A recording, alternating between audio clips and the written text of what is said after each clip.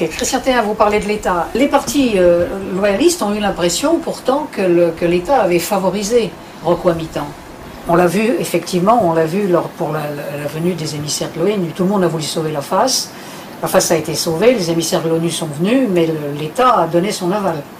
Oui, mais dans la mesure où le FLKS, il est aussi quand même permanent au niveau des Nations Unies, il y va directement, il reçoit, il est accueilli dans ces instances-là. Et forcément, il va aussi plaider aussi sa cause dans ces instances internationales. Oui, mais c'est une question de droit international, de convention internationale, on va dire, diplomatie internationale. Les émissaires de l'ONU n'auraient pas pu venir, ne seraient pas venus si l'État français n'avait pas donné son aval.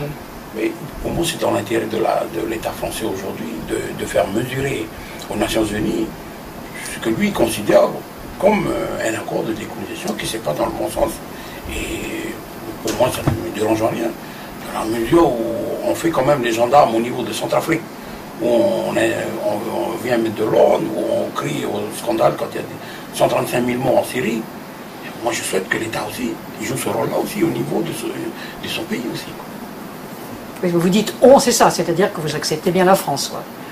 Mais la France, aujourd'hui, parce qu'il est encore ici dans ce pays, et on est malgré tout, moi je parle le français, on est obligé de cohabiter ensemble.